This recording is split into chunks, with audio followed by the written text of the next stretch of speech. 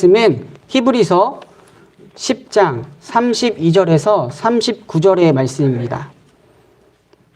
신약성경 364쪽입니다. 오늘 주시는 하나님의 말씀은 히브리서 10장 32절에서 39절의 말씀입니다. 히브리서 10장 32절에서 39절의 말씀을 다 같이 교독하시고 마지막 절은 함께 읽도록 하겠습니다. 전날에 너희가 빛을 받은 후에 고난의 큰 싸움을 견디어낸 것을 생각하라.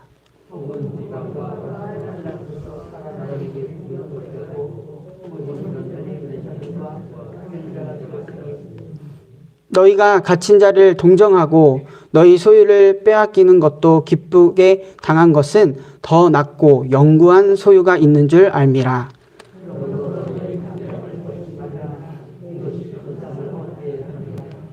너희에게 인내가 필요함은 너희가 하나님의 뜻을 행한 후에 약속하신 것을 받기 위함이라.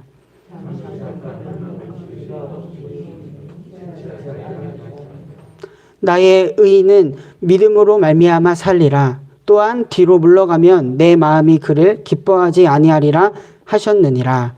우리는 뒤로 물러가 멸망할 자가 아니요 오직 영혼을 구원함에 이르는 믿음을 가진 자니라. 아멘. 네, 오늘도 이 아침에 하나님을 사모하여 이 자리에 오신 우리 정릉교회 성도님들을 주님의 이름으로 사랑하고 축복합니다. 교회 한 성도님과 이야기하던 중 신앙생활 하면서 다 좋았는데 억울할 때가 있었다고 이렇게 말을 하셨습니다. 제가 그래서 그 억울한 일이 무엇이세요? 하고 물어보니까요. 자신들의 친구들이 너는 교회 다니니까 하면서 조금은 양보해야 하는 일, 또 손해보는 일을 가끔 할 때가 있다고 했습니다. 또한 교회나 믿는 사람들이 문제를 일으키는 경우를 말하면서 내가 교회 다니니까 내가 이것에 대해서 할 말 있으면 한번 해보아라. 이렇게 이런 일을 겪었다고 해요. 이런 일을 겪을 때면 난감해져서 그 자리를 조용히 피하기도 하고 때로는 내가 교회 다닌다고 무시하냐 버럭 화를 내기도 했다고 하셨습니다. 이와 같이 믿음의 길을 만약에 걸어가지 않는다면 마주할 상황은 아니지만 예수님을 믿고 또한 예수님을 따르는 삶을 살아갈 때 마주할 수 있는 상황들이 우리에게는 찾아옵니다. 더욱이 그것이 믿음으로 인하여서 고난과 역경을 겪는 경우도 생기게 됩니다. 실제로 오늘날도 무슬림 국가나 공산주의 국가에서는 예수 그리스도를 믿는 것 그 자체가 자신의 그런 모든 배경들을 포기하는 것을 또 의미하기도 하죠. 심지어는 생명의 위협을 받는 경우도 있기도 하고요. 오늘 저희가 함께 읽은 히브리서가 쓰인 상황을 보면요. 믿음의 길을 걸어가기에 더욱이 그 가진 믿음으로 인해서 겪는 고난과 역경이 있었다라는 것을 알 수 있습니다. 오늘 본문에서도 그러한 상황을 말해주고 있습니다. 믿는 자들에게 고난과 큰 싸움이 있었다. 32절과 34절을 보면 구체적으로 이렇게 나타나는데요. 비방을 받았고 사람들의 구경거리가 되기도 하고 감옥에 갇히기도 하고 재산을 빼앗기기도 했습니다. 성서학자들이 추측하기로는 이러한 고난이 초대교회에 로마 제국에서 대대적으로 있었던 박해와 관련되어 있을 것이다 라고 말합니다.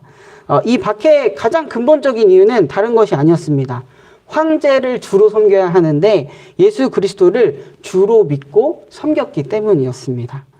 또한 다른 이유를 찾아본다면 그 당시 유대 지역의 그런 색깔이 강한 곳은 예수 그리스도로 개종한 자에게 가문이나 그 마을에서 아예 내쫓아 버리는 등의 박해와도 연관이 있을 것이다 라고 말을 합니다. 이러한 상황에서 히브리서의 독자들이 그런 그리스도인들이 신앙의 위기가 찾아오게 된 것입니다. 계속 고난과 역경이 이어지다 보니까 다시 오실 주님에 대한 믿음도 희미해졌음을 37절을 보면 알 수가 있습니다. 믿음으로 비롯된 고난과 역경에서 신앙이 해이해진 것뿐만이 아니라 그들이 받아들인 그런 복음 또한 믿음의 공동체에서 등을 돌리고 떠나려는 모습들이 일어나고 있었던 것입니다. 오늘 본문 앞서서 26절과 31절에서 이 히브리서의 저자는요, 신앙의 등을 돌리고 또 떠나는 이들에게 심판을 경고하기도 합니다. 강력하게 말을 하는 거죠. 29절의 말씀입니다. 하물며 하나님의 아들을 짓밟고 자기를 거룩하게 한 언약의 피를 부정한 것으로 여기고 은혜의 성령을 욕되게 하는 자가 당연히 받을 형벌은 얼마나 더 무겁겠느냐. 너희는 생각하라. 이렇게 강력하게 이야기도 합니다. 이어서 오늘 본문에서는요, 고난을 받은 그런 성도들에게 위로와 격려 그리고 권면을 해주고 있습니다. 저희도 신앙생활 하다 보면요, 신앙의 그런 크고 작은 고난과 역경을 마주하게 됩니다. 오늘 히브리서 저자를 통한 하나님의 위로와 격려 또한 그런 권면이 우리에게도 있기를 간절히 원합니다. 그 위로와 격려, 권면은 다음과 같습니다. 먼저 신앙의 출발점을 다시 한번 생각해 보는 것입니다. 히브리서의 독자들을 위로하고 그들이 당면한 어려움을 인내로 극복할 것을 말해주면서 그들의 신앙의 위기, 신앙의 매너리즘이 왔을 때 처음 믿기 시작했을 때 그때를 다시금 생각하라라고 말을 해주고 있습니다. 처음 예수님을 알고 예수님을 구주로 영접하는 그 기쁨, 그 주님과의 뜨거운 사랑이 있었을 때의 그 순간을 말입니다. 분명히 이 히브리서의 저자는 히브리서 독자들이 그 첫사랑의 순간이 있었다라는 것을 잘 알고 있었던 것 같아요. 오늘 본문에서 나타나는데 믿음으로 인한 고난도 기꺼이 견디어내고 또 믿음 때문에 갇힌 자들과 함께 할 수 있는 마음도 있었고 또 믿음 때문에 자신의 소유가 빼앗긴다 해도 그보다 더 좋고 영원한 소유가 있다는 것을 알고 오히려 기뻐했던 히브리서의 그런 독자들의 모습을 알았던 것 같습니다. 그래서 그 처음의 때를 생각했으면 좋겠다라고 말을 해주고 있는 것이죠. 요한계시록에 보면 에베소 교회에 했던 그런 주님의 말씀도 기억납니다. 에베소 교회에게 주님의 이름을 위해서 참고 견디고 게으르지 않았다라는 것을 안다고 주님께서는 칭찬하시죠. 그리고 그러나 책망할 것이 있다고 말하는데 그것이 무엇냐면 너희의 처음 사랑을 버렸다라는 것을 책망하십니다. 그러면서 주님께서는 그것에 대해서 진단을 어떻게 하시냐면 어디서 떨어졌는지를 생각하고 회개하여 처음의 행위를 가지라라고 말을 하죠.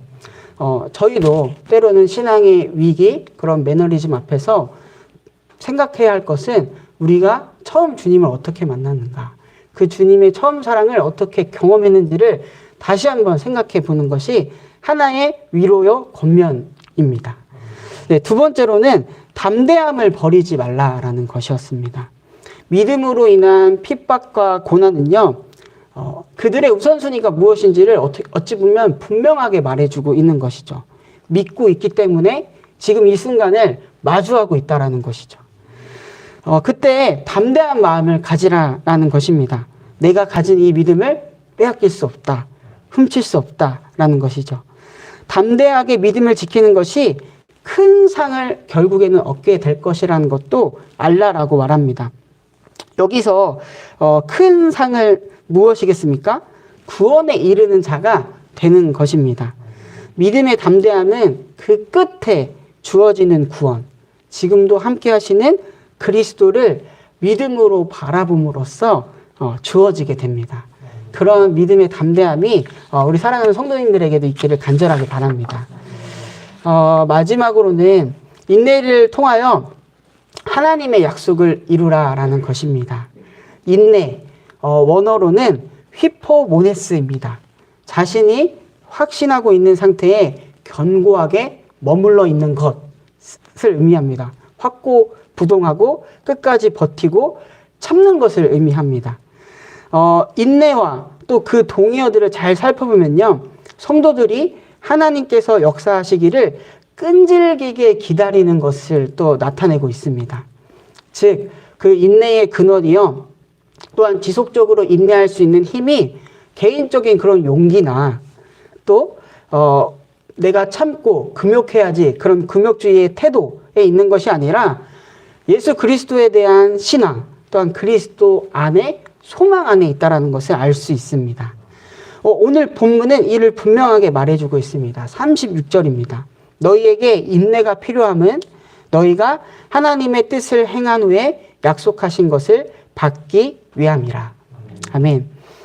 믿음의 길을 걸어가며 인내가 꼭 필요함을 오늘 본문은 말해주고 있습니다. 인내를 통해서 끝내는 하나님의 약속이 이루어지게 됨을 보게 될 것이다 라고 말해주고 있죠. 누가복음 8장 15절에서는 좋은 땅에 있다는 것은 착하고 좋은 마음으로 말씀을 듣고 그것을 지키어 인내로 결실한다라고 말합니다. 인내는 말씀을 결실하는 그런 하나의 도구이고요. 또한 인내로 너의 영혼을 얻으리라 라고 말해주고 있습니다. 또한 요한계시록 14장 12절에서는요. 성도들의 인내가 여기 있다. 그들은 하나님의 계명과 예수에 대한 믿음을 지키는 자이다 라고 말을 해주고 있어요. 그래서 우리가 성도로서 꼭 지녀야 할 태도, 그러한 신앙의 위기, 매너리즘 앞에서 지켜야 할 태도는 바로 인내를 통해서 하나님의 약속이 이루어진다라는 믿음입니다. 말씀을 마무리하면서 히브리서의 저자는요. 히브리서 독자인 그런 그리스도인들이 고난과 역경에 지쳐서 위축되어 있고 또 누구는 아파하고 있고 그런 상태에서 믿음의 경주를 하고 있다는 것을 분명히 알고 있습니다. 어떠한 경주에서든 정말 위험한 것은요. 그 미래에 대한 소망을 잃어버리고 자신의 정체성도 잃어버리고 방향 감각도 잃어버리고 경기의 그런 성격도 잃어버린 채 그냥 포기해버리는 것입니다. 목표를 상실하게 되면 그냥 그저 정처 없이 달리게 되는 꼴이 되어버리고 마는 것이죠. 그래서 저자는 그러한 모습을 하고 있는 그들에게 오늘 말씀을 통해서 이렇게 말해주고 있는 것 같습니다. 여러분은 지금 우리 사람이 할 수 있는 가장 멋진 경주를 하고 있습니다. 그 결승점이 바로 눈앞에 있습니다. 그 영광이 지금 여러분 앞에 있습니다. 그러니 뒤로 물러서지 말고 포기하지 마십시오. 오늘 주신 이 말씀이 지금도 믿음의 경주를 달려가고 있는 세월이 지나갈수록 계속 달려가고 있는 오늘 저와 우리 성도님들에게도 어떻게 보면 해당되는 말씀입니다. 그래서 이 말씀을 우리 마음밭에 잘 품고요. 각자 우리에게 주신 하나님의 약속이 이루어지는 그날까지 인내하며 결실을 맺는 저와 우리 사랑하는 정릉교회 성도님들 되기를 주님의 이름으로 간절히 축복합니다. 네, 제가 기도하고 말씀 마치겠습니다. 사랑하는 주님, 믿음의 길을 걸어가다 보면 낙심하고 낙담할 때를 마주할 때가 있음을 고백합니다. 하지만 그 순간에도 우리 곁에서 위로와 격려를 해주시는 주님이 있음을 잊지 않게 하소서. 처음 주님을 순수하게 사랑했던 그 마음을 잃어버리지 않게 하옵소서. 열매 하나도 그 열매가 맺는 것이 오랜 시간이 걸리든 담대함과 인내를 통해서 우리에게 약속하신 것을 이루는 믿음의 사람들, 우리 정릉교회가 되게 하소서. 하나님, 단계적 일상 회복으로 차츰차츰 일상의 모습을 되찾아 가려고 합니다. 이 가정 가운데 함께 해주시고 보호해 주시사 끝내는 기쁨으로 감사함으로 일상을 맞이하게 하소서. 또한 이 기간에도 코로나19로 인하여 어려운 상황에 처한 이들을 기억하시고 그들에게 힘과 소망으로 함께 하소서. 나라와 민족 세계를 위해서 중보합니다. 여전히 곳곳에 혼란과 불안, 두려움이 있는 이들이 있습니다. 하나님께서 그들의 피난처가 되어 주시옵소서. 하나님의 구원의 섭리에 함께하는 그들이 되게 하소서. 이 시간 몸과 마음 영혼이 아픈 환우들을 위해서 중보합니다.